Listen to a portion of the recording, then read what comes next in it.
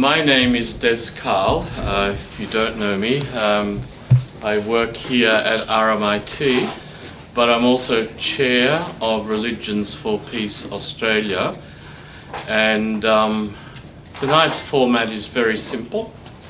We're going to have a welcome from the RMIT Head Chaplain, Richard Murray, and then we'll have Joe talk.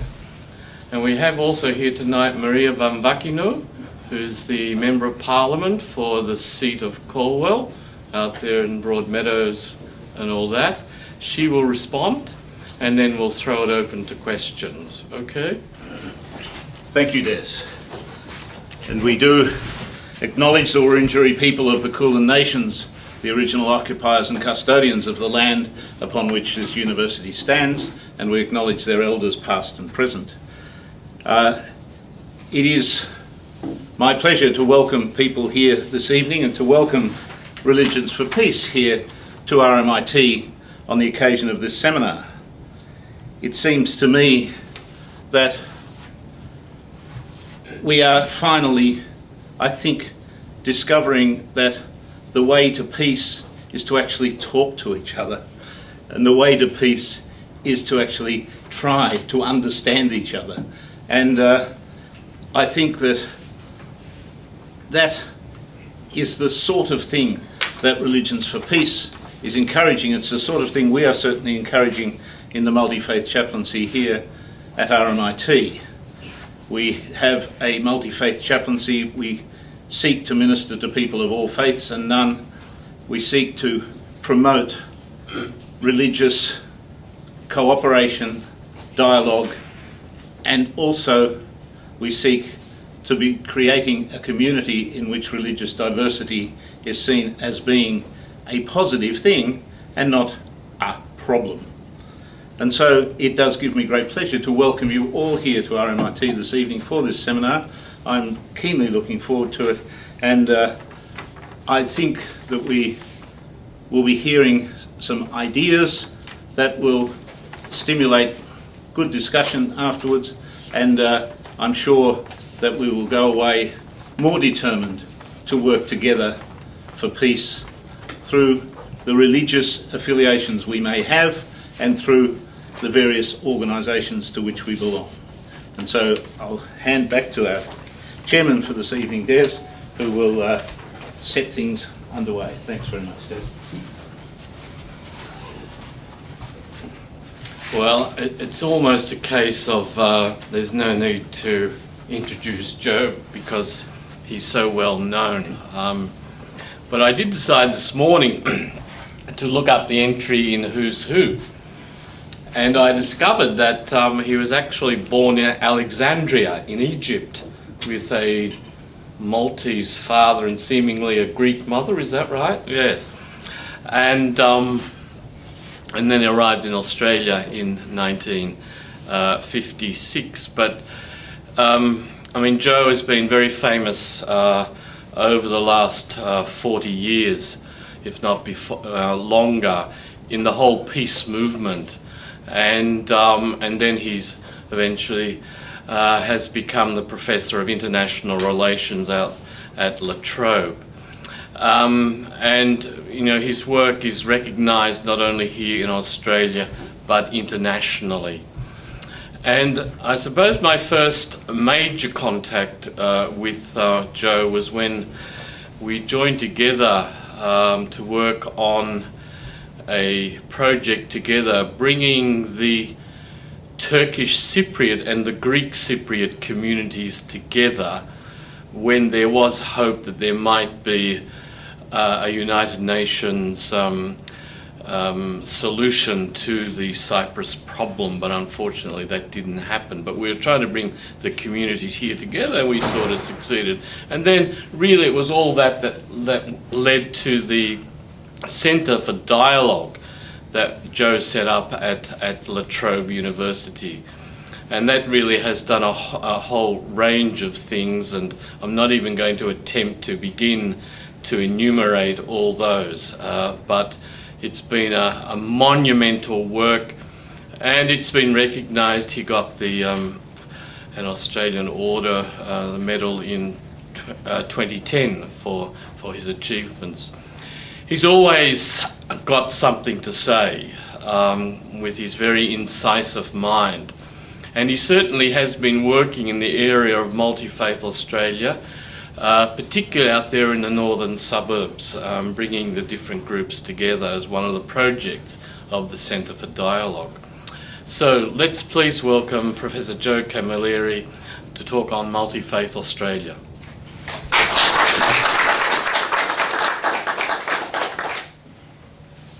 Thank you very much, Des. It's a pleasure and a privilege to have been invited by Religions for Peace and the chaplaincy here at RMIT to present a few ideas about a subject which is obviously of great interest to those two organisations and no doubt to you, because otherwise you wouldn't be here. I've entitled my talk Multifaith Australia, Reimagining Our Common Future. And it'll probably come as no surprise to any of you to know that what I propose to do is to offer a dialogue-centred approach to the whole question of interfaith relations and the great ethical challenges which are currently confronting humanity. This is a perspective I've developed over many years. I think Des mentioned something like 40 years, give or take, and I still have a very vivid recollection of my first practical encounter with dialogue in, shall we say, a somewhat difficult situation. And it was to do with the events in Northern Ireland following the 1969-1970 events. I was based in London at the time, and I became involved with a group that was trying to make a small contribution at least. And so ambitiously we thought we would bring the Protestant and Catholic, or at least some representatives of those groups in Londonderry. And the first task was to make sure that they would come. And so very ambitiously we said, well, there is no alternative but to seeing Ian Paisley. So I went with Monsignor Bruce Kent, as he then was, with his collar, secretary to the Archbishop of Westminster, Cardinal Heenan, and myself, and the appointment was for midnight. And we made it, and that was eventually the Fortress Mansion was opened, and we met with Ian, and we discussed for half an hour the possibility about this initiative, and could we take it that he would not stand in the way, to which he agreed. And the meeting did take place, difficult though it was, and the first difficulty I remember very vividly, because you may know that at that time it was the provisional IRA, as opposed to the official IRA, who was the primary IRA body waging a struggle against what they call British occupation. So they too had agreed to come, but they came with their weapons. And they said they were going to come inside the meeting with their weapons because they didn't trust anyone else. So that was the first decision we had to make. Do we give in the interests of them participating, or do we say no weapons, in which case the meeting was abortive? Anyhow, we did decide to stand firm, and they did come in nevertheless. So that was, I was a junior partner in that enterprise, but that was my first real introduction to dialogue, and involving people supposedly of, overwhelmingly, of Christian persuasion on that particular occasion. Well, in my brief comments this evening, my intention is to provoke, and to try and stir things up a little. But of course, the provocation and the stirring up is meant to be no more than a call for deeper reflection and hopefully bolder action. Now we know, my focus is Australia, we know that since September 11, a great many initiatives have taken place in many parts of Australia in interfaith dialogue. This has included federal and state governments making funds available for a variety of projects. Meetings of religious leaders have been convened, booklets and guidelines have been produced, numerous school and community initiatives have got underway, and all of this clearly has been very useful. A useful antidote, you might say, to the politics of fear and mistrust.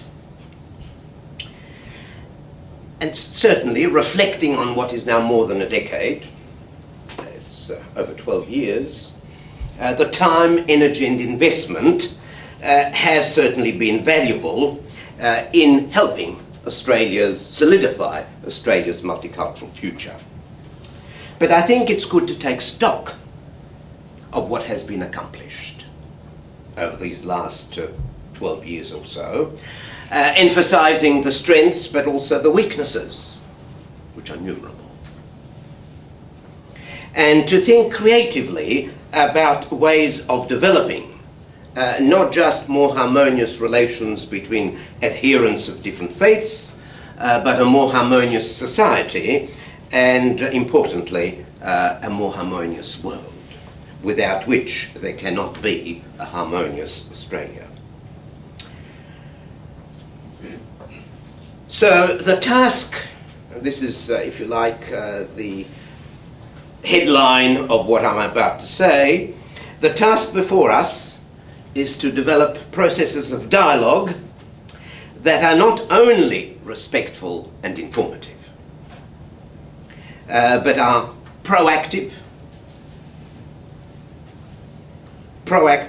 sustainable, better coordinated, dialogically grounded, inclusive, and capable of responding to the great challenges that we face currently, both in Australia and internationally. All those 6 things, not just 3 out of the 6, all 6. It's all 6 or very little. That's the proposition I'm putting to you. So, let me go through some of these. A proactive strategy. As I was saying a moment ago, the events of September 11 and then soon after Bali the Bali bombings of October 2002 did trigger a whole spate of interfaith activities and initiatives in Australia. Even as early as 2003, the Human Rights and Equal Opportunity Commission identified some 101 projects, many of which had an interfaith element to them. However, I think it's fair to say that many of them, not all of them by any means, but many of them were motivated by a desire to moderate Islamic radicalism and to diffuse actual or potential tensions of the kind that had erupted in the 2005 Cronulla riots. Much attention centred on containing the fallout from periodic incidents involving Muslims, especially those incidents that exposed the tolerant veneer of Sydney, although there were, of course, incidents in other parts of Australia. So Muslim organisations were asked, and continue to be asked, to enter into dialogue with their Christian or Jewish counterparts in the hope that such dialogue would isolate militant radicals or violent extremists. In fact, that language is now officially part of the federal government's vocabulary. Violent extremism, and we all know where that comes from. It's not Hindu violent extremism, it's not Buddhist violent extremism, and certainly not Christian violent extremism, but it's primarily Muslim violent extremism. And though that has never been officially stated or formally stated, that is the underlying implication. And what I'm suggesting is that this is a very dangerous caricature of Islam, and a very poor basis on which to build interfaith dialogue either in Australia or anywhere else. The evidence suggests that a good deal of the support for interfaith activity, especially but not just on the part of government agencies, has been a reaction to what are seen to be the perceived dangers of violent extremism. And we know what the danger is. The danger to our physical security. To our physical, naked self-interest. Naked self-interest. Not that self-interest per se is anything wrong with it. When it's naked, it becomes dangerous. And so there's been this reactive approach. And I think the far-reaching ramifications of this reactive way, we're reacting to what has happened here and in other parts of the world, the ramifications and the difficulties arising from such a reactive approach are not well understood in policy-making circles in Australia, in the wider society, and dare I say, even among some dialogue practitioners. Too much emphasis has been placed on responding to perceived tensions and the threat of terrorism. But dialogue, we should remember, is not primarily about putting out bushfires. It can certainly help, but its primary concern is prevention rather than cure. It is celebration rather than retreat from danger. And so we need a long-term approach to the development of cultural literacy and empathy with other faiths, other cultures, other civilizations. Secondly, I think we need to make such activities as get underway, initiatives of all kinds, sustainable. In many parts of Australia, religious organisations have been involved in interfaith relations over many years, but as I've been saying, with some added impetus over the last decade or more. And this has taken many forms. High-level religious meetings, meetings of religious leaders, or participation in peak bodies. The initiative for that approach usually lies with those in positions of authority in the respective faiths. At lower levels, initiatives have also been taken, sometimes with and sometimes without the support or formal blessing of religious leaders. Official initiatives generally, I'm generalising, there are exceptions, but generally have been guarded when it comes to substance and have often been confined to polite exchanges and very nice cups of tea. A second major cluster comprises organisations whose primary purpose is to promote interfaith contact and cooperation. The Melbourne Interfaith Centre, the Multifaith Association of South Australia, the Jewish Christian Muslim Association, and of course, Religions for Peace. Other organisations that don't have an explicitly religious profile but have played a significant role include such bodies as the Australian Multicultural Foundation and the Centre for Dialogue, to which Des referred to a moment ago, based at La Trobe University.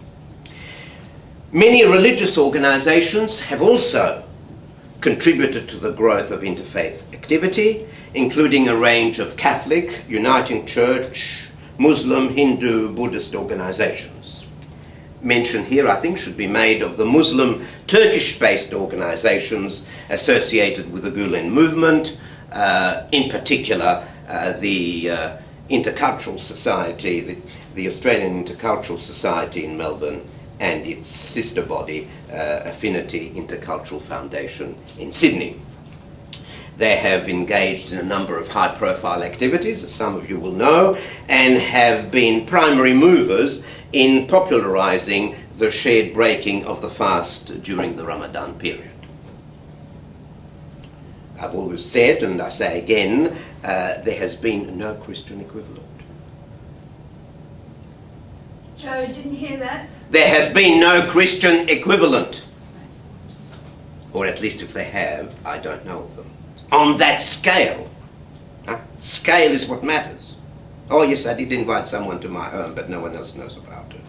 No, hundreds and hundreds of people, dozens and dozens of these Ramadan banquets breaking the fast, by one organisation taking the initiative.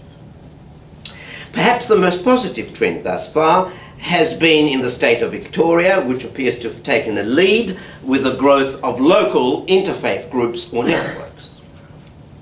Many of these have operated with varying degrees of municipal support, and since the inception of the Dandenong Interfaith Network in 1989, which of course precedes September 11 by many years, close to 40 locally based networks or groups have seen the light of day in Victoria, with of course the majority of these in Melbourne. A significant development has been the establishment in 2010 of the Northern Interfaith and Intercultural Network, which covers 5 municipalities and which is the first regional such network in Australia, though there are others now following suit. The Eastern Metropolitan Region of Interfaith Networks, which take in a number of eastern municipalities in the eastern part of Melbourne, formed in 2011. There's no doubt the local interfaith movement has achieved a great deal.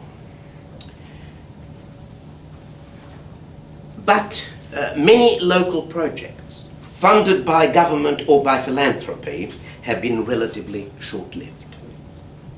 In several instances, completion of funded projects has not yielded any tangible ongoing activity. Experience suggests that several conditions must be met if such projects are to prove sustainable. I think a good deal of the money expended by, for example, the federal and Victorian governments has really not paid the fruit it ought to. A lot more money should be expended on this activity, but the choice of projects has not always been very wise. 3 conditions must be met in my view.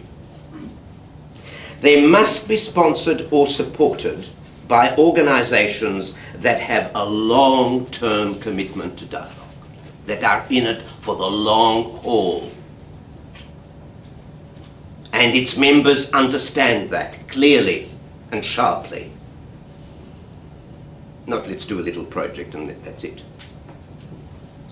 Because who carries the follow-through then? It just evaporates.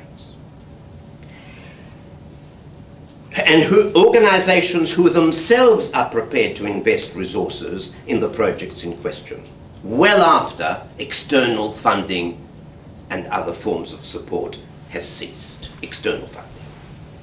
Unless that is there, it is unlikely to bear fruit of the kind we would wish to see. Secondly, the projects themselves must reflect a firm grasp of the philosophy, the method, and the practice of dialogue. I can't emphasise that strongly enough. Sure, And I couldn't hear them. Say that sentence again. I said the projects must reflect a firm grasp of the philosophy, the method, and the practice of dialogue. And this is often lacking in interfaith activity. You have to be trained to do it properly. It doesn't grow on trees. Good sentiments are not enough. Not enough. If you're committed to the task, you have to be skilled in the philosophy, the practice, and the method of dialogue. Otherwise, it's amateurs, with the results that often amateurish activity has. There's nothing wrong with amateurs, but sometimes a bit of professionalism doesn't go astray. Thirdly, each project, regardless of its objectives or the way it goes about its business, must have, and this relates to what I've just said, a clearly articulated educational and training program. Interfaith activity that has not made education part of its centerpiece, in my view, is bogus. Because you are not expanding the circle of people who feel comfortable and knowledgeable to be able to participate and contribute to that kind of activity. We must constantly be on the lookout to widen the circle of the networks, and that requires education. Detailed education, time-consuming education. Ours has to be. There are no shortcuts to a harmonious world. No shortcuts. Okay, the third thing, I don't want to spend too much time on it, I think we need to have much more effective lines of communication. Probably the state of Victoria does better at this than other parts of Australia, but even here I think we can do better. To give you an illustration, there have been many good education-oriented projects around interfaith relations, some involving schools, some not involving schools, both in New South Wales and in Victoria. Remarkably little by way of exchange of information, sharing of experiences, lessons to be drawn, let alone are there certain things we could do better together. The lines of communication and coordination are not as highly developed as they should be. Okay. That's the first. Just a few reflections that arise from looking at what has been happening in Australia. Now I want to go beyond just looking back at what we've had, and I want to suggest that it's now time in Australia, as in many other parts of the world, to move to the next phase. The time has come, and if we're not careful, it'll come and go. This is the time to move with the next phase. How would we characterize the first phase in the recent period? Or the previous phase, if not the first phase? It was one where the participants, by and large, focused legitimately, rightly, properly, on what I call getting to know you. Christians, Muslims, Jews, Hindus, Buddhists. Very important.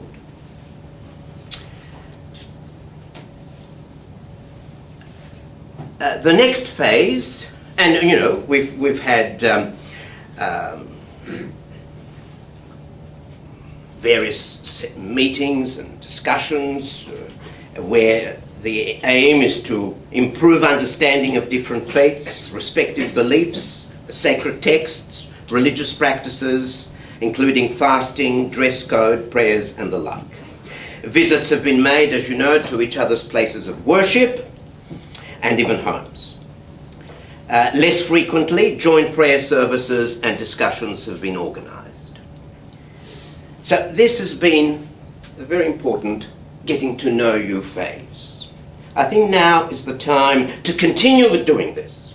Still a long way to go, just getting to know you better.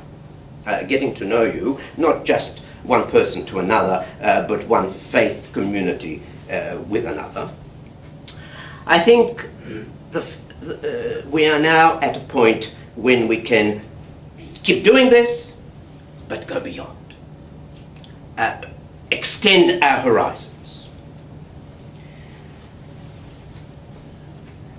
Critical to this, something I've already mentioned, namely getting a better grasp of what dialogue actually entails. Which, as most of you may well know, is not so much talking to each other, but listening. And listening skills are so much more demanding and difficult than speaking skills. Anyone can speak, more or less. Some are shy, but they can still speak. But to listen creatively, empathetically, insightfully, and wisely, very difficult. Takes a lot of training and practice. But over and above that, in dialogue, we're not only interested in commonalities. I'm sick and tired of people standing up and saying, we have so much in common. What a superficial and shallow comment that is. Of course we do. You know, prick me or anybody else, blood will come out. We know that. We know that by and large mothers love their children. We know all that. No matter what. It's the differences that are so important, that are so valuable. If they didn't exist, we would have to invent them. That's the key to dialogue. Not to skirt around the differences, to be frightened by them, but to celebrate them. Because dialogue, especially between different religious traditions, can be thought of as a banquet in which we all make a contribution to the feast.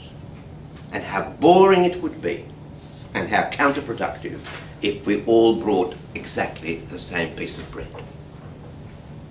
What makes the banquet is the diversity. And therefore, one of the things that follows from this is, if you like, a sense of humility. No one has a monopoly on truth or wisdom. Nobody. I approach dialogue understanding this to be the case. Nobody. The Pope doesn't have a monopoly on truth and wisdom. And so I approach dialogue in the confident anticipation that I will learn something that I didn't know before, which is valuable.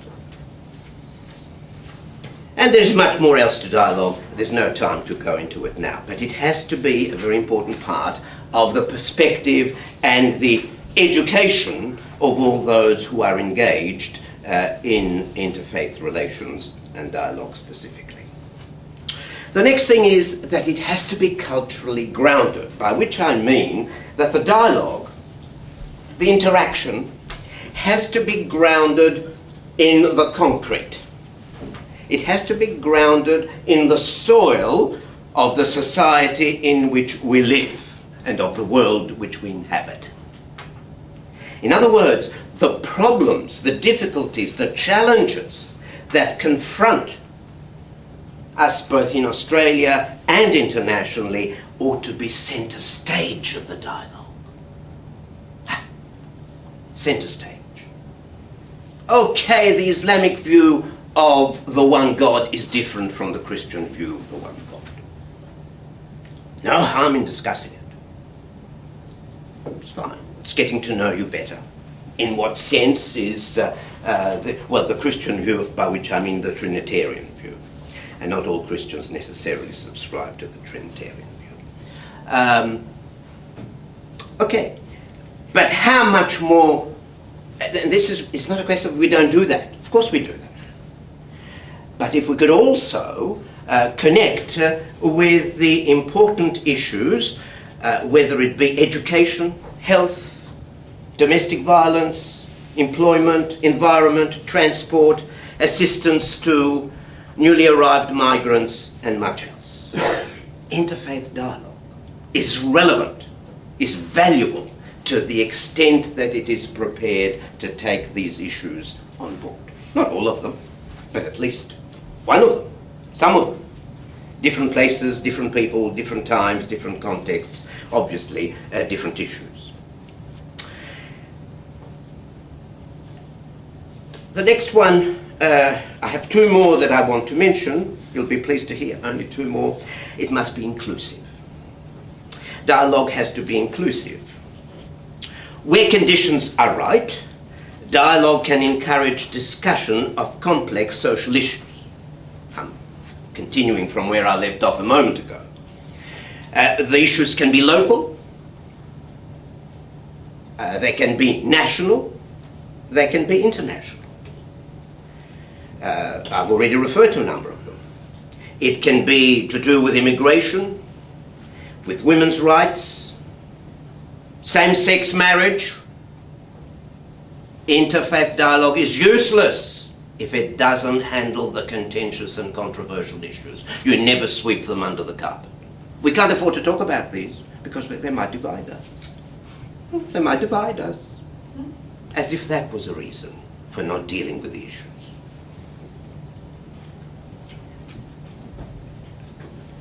So, the difficult issues. What is the appropriate relationship between religion and the state? Very complex, contentious, has to be dealt with.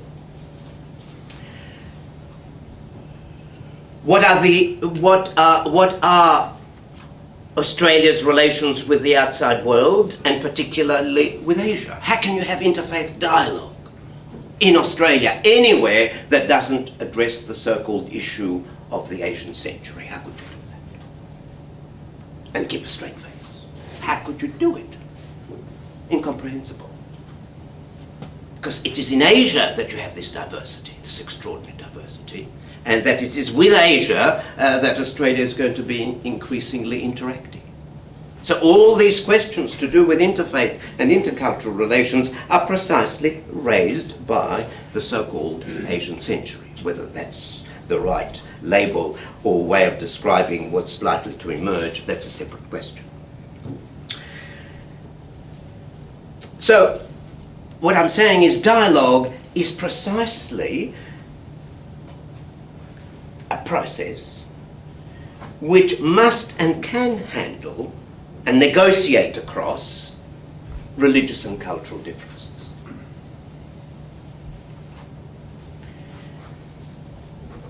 So that what we need to take into account is not only how we pray, how we eat and dress, what religious observances we are committed to, but questions like attitudes to authority. Attitudes to authority, be it religious authority or political authority. What do Muslims and Christians and Jews have to say about that? How are minorities to be treated?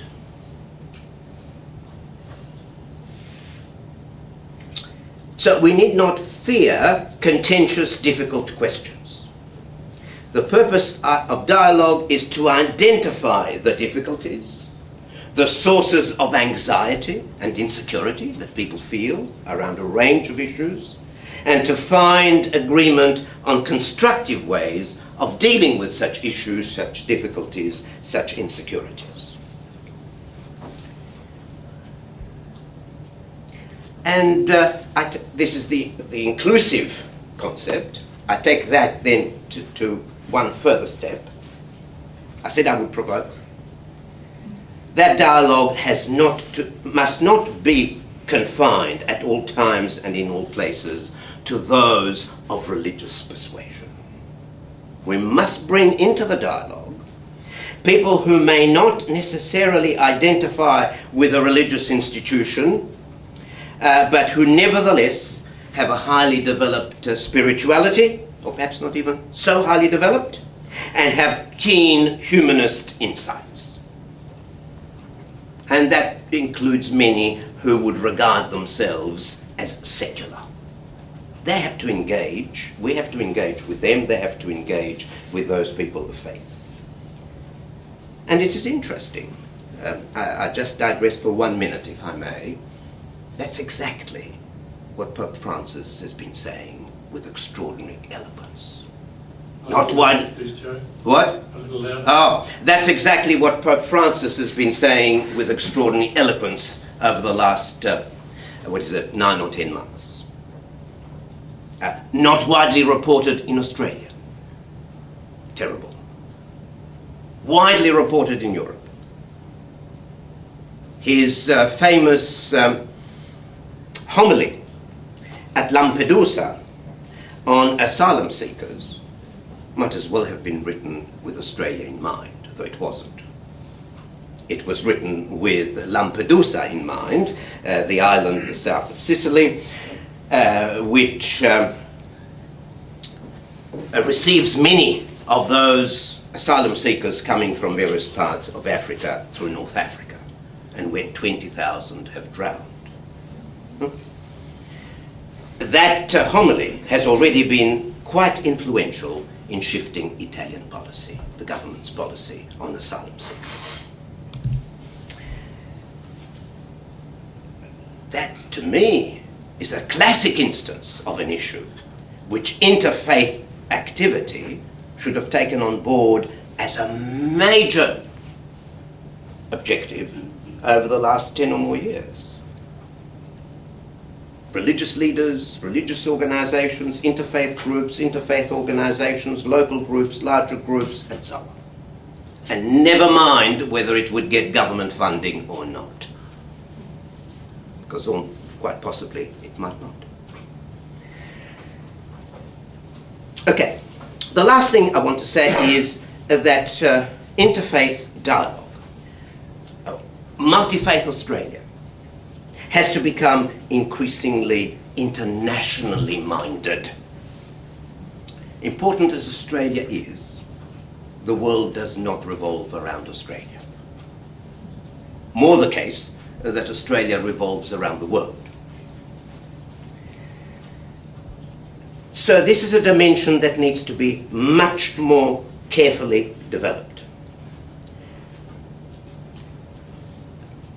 It should not be difficult, because most of the religious traditions represented in this country, of course Christianity goes without saying, but Islam certainly, Judaism of course, but Hinduism, Buddhism, and several of the others, have a very elaborate framework of international connections.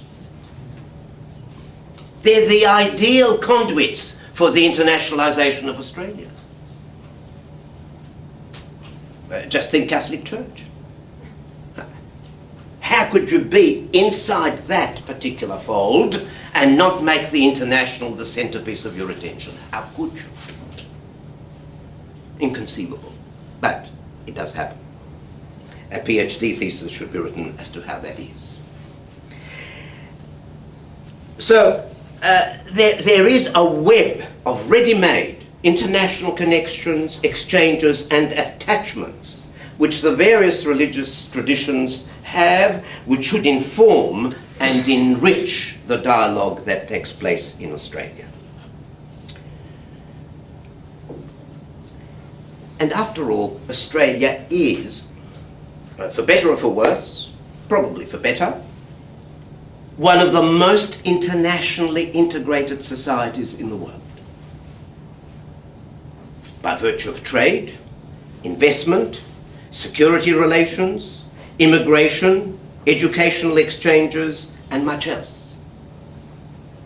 But the irony is that so little of this is the subject of reflection and discussion by people at large. What is happening? What should be happening? What directions are we following? What directions perhaps might be more ethically informed than the current ones? And I see interfaith dialogue as making a very significant contribution to a reimagining of how Australia and Australians relate to the world as a whole, the world on which our own future depends.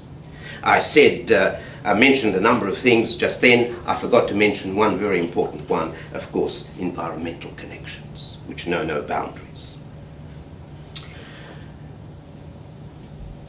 So, professional, school, religious, municipal, and all other kinds of programs and exchanges can, I put it to you, play a key role in nurturing new patterns of understanding and cooperation in Australia. They can strengthen the intercultural fabric of Australian society. They can enrich the multi-faith dialogue in Australia, and they can become an important new pillar to the construction of an Asia-Pacific community in which Australia plays a valuable, useful, and constructive role. So, to finish off, as you can see, I think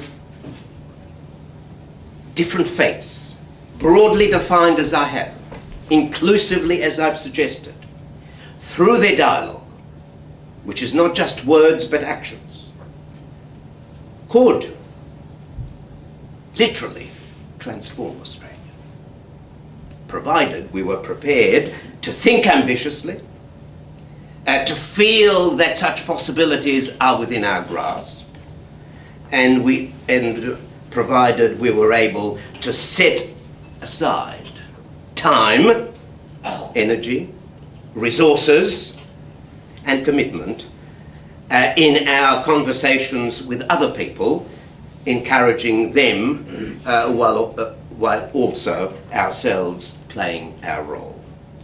I think the opportunities are limitless, and I look forward to great anticipation with some of these possibilities coming to pass in the coming decade and beyond.